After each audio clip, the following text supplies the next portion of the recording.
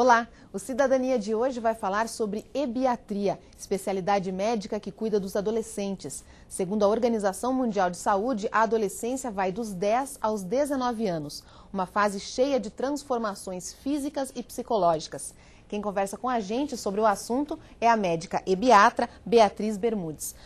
Doutora, vamos começar então explicando exatamente o que é ebiatria e qual a diferença de um ebiatra e de um pediatra e de um médico de adultos.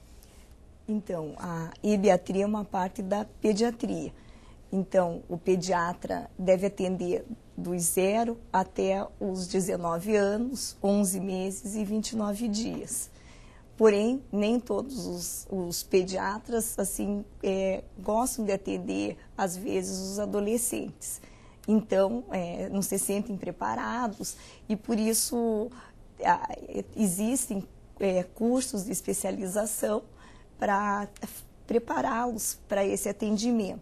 Mas a pessoa que está se formando em medicina e quer trabalhar com adolescentes, ela precisa necessariamente fazer a pediatria antes. Isso, faz parte da pediatria. Os programas de residência de pediatria e especialização já contemplam a ebiatria, a medicina do adolescente.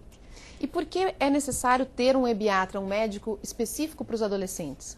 Porque a adolescência, então, tem características próprias, o cérebro está em transformação, os comportamentos também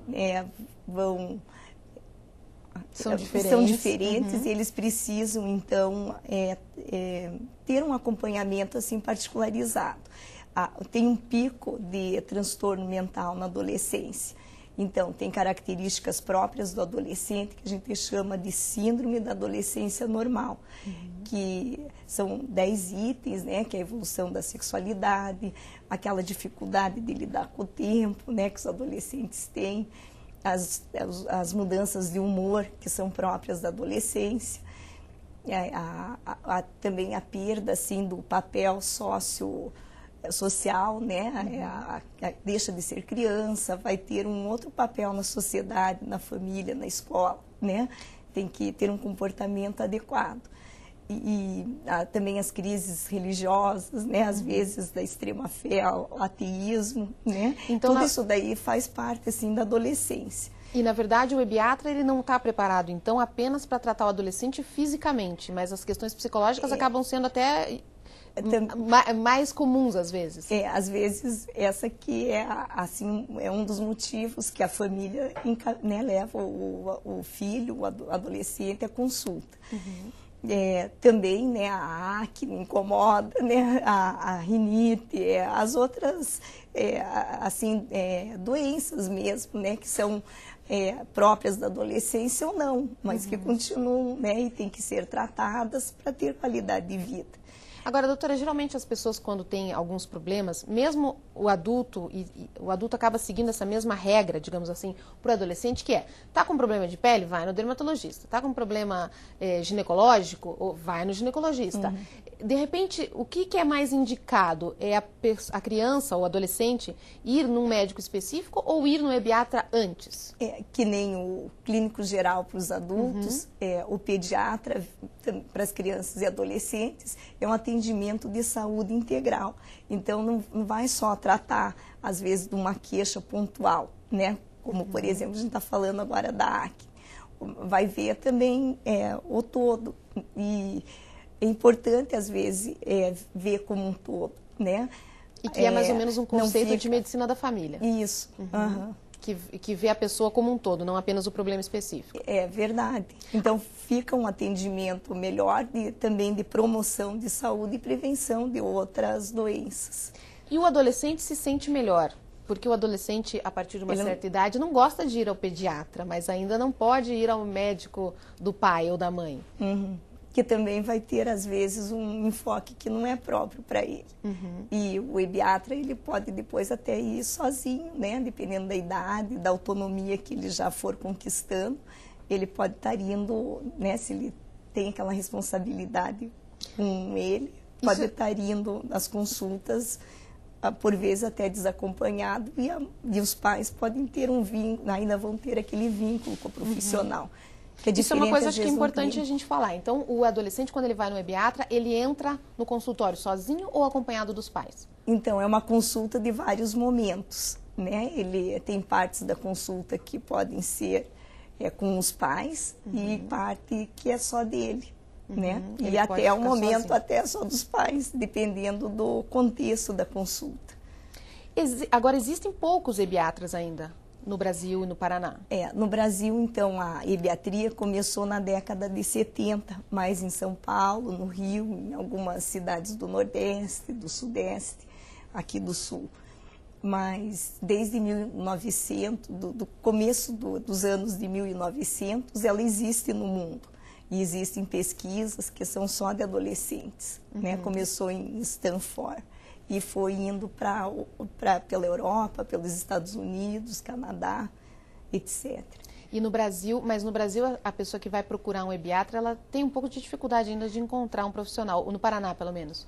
Então, não são muitos profissionais ainda, né? Mas o que falta para divulgar mais? Porque, na verdade, assim, é uma especialidade médica importante. É que, como houve uma mudança no contexto familiar, as mães trabalhando muito no mercado de trabalho, acabou um pouco até, assim, aquela consulta de consultório. Ficou quase mais de pronto-socorro, que é uma pena, assim, acaba tendo perda de qualidade, né?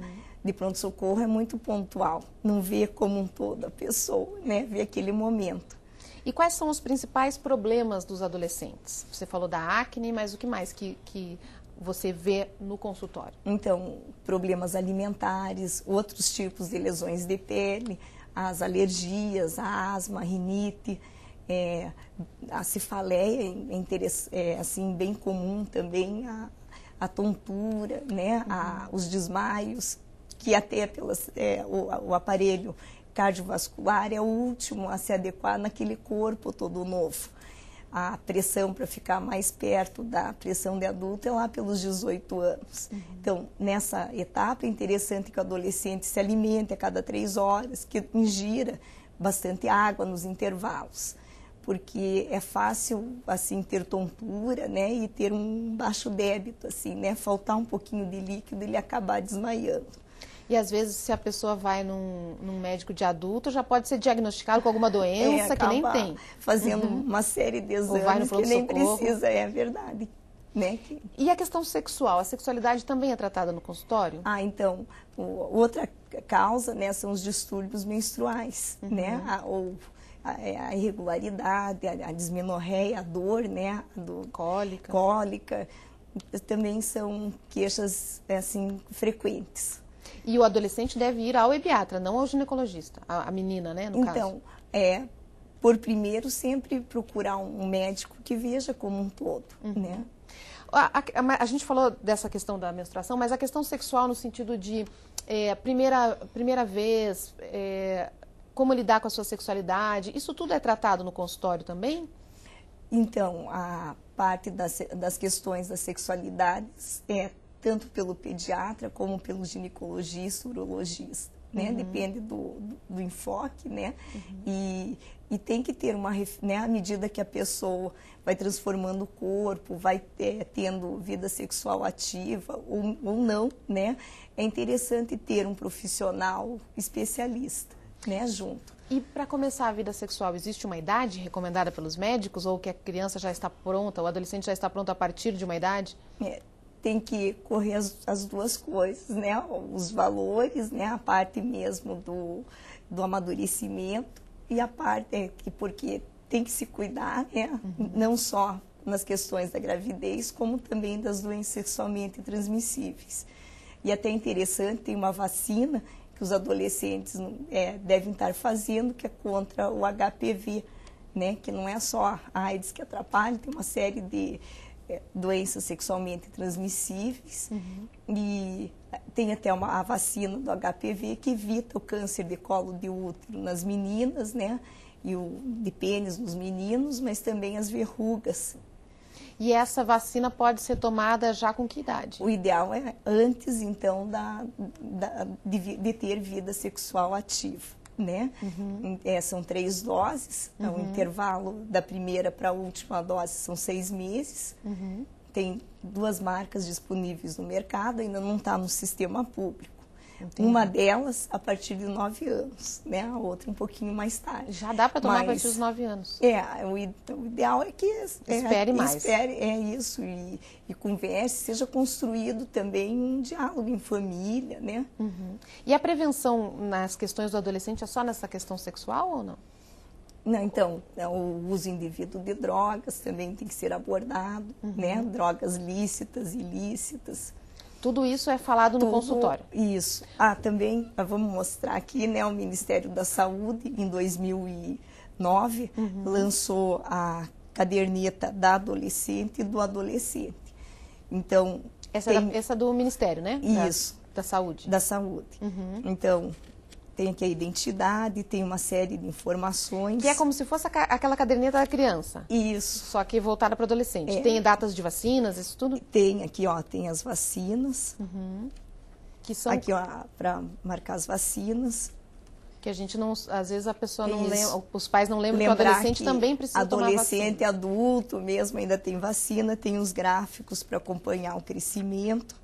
Aqui a estatura, o índice de massa corporal. E isso a pessoa, o adolescente, pode retirar onde? Então, nas unidades de saúde. Algumas escolas também distribuíram, mas tem que levar nas consultas também, ou quando vai na unidade de saúde. E tem um outro que você trouxe aí, o da menino do Ministério da Saúde. E esse maior é da Prefeitura de Curitiba. Esses são os guias de Curitiba. Então, do adolescente, que é o em espiral, né? E das famílias. E para a família também. Para a família também tem, porque, claro, né? Não adianta tratar o adolescente e não tratar a família, saber como lidar com o adolescente. É um meio, né, de estar se informando bem, tendo uma leitura, né? E estar abordando e acompanhando, participando dessa fase da vida dos filhos. Doutora Beatriz, ainda falando da consulta, como é que a consulta se dá, você falou assim, essa questão da sexualidade que é conversada no consultório, a questão do uso de drogas, isso tudo é conversado junto com os pais ou pode ser conversado em separado com o adolescente? Porque o adolescente às vezes fica sem jeito, né, de conversar esse tipo de coisa na frente dos pais. Então, tem partes que são sigilosas, né, que é melhor que sejam abordadas em separado, né, e o médico não vai, claro, expor pontos da intimidade para os pais, né? Ele daí pode estar fazendo isso. A não ser, né, que tenha, assim, um agravo, né? E daí mesmo uma doença sexualmente transmissível, alguma coisa que mereça um acompanhamento melhor, daí se faz, se constrói um meio de estar tendo a participação dos pais. Mas o médico é do adolescente, né? O adolescente tem que encontrar naquele profissional uma pessoa que ele possa conversar, possa contar todas as suas dúvidas. Isso. Porque às vezes não tem essa intimidade com o pediatra. O pediatra vai contar para minha mãe. Doutora, vamos fazer um intervalinho então? Daqui a pouco a gente vai conversar mais sobre o trabalho do Ebiatra. É um instante só, a gente volta daqui a pouquinho, não sai daí.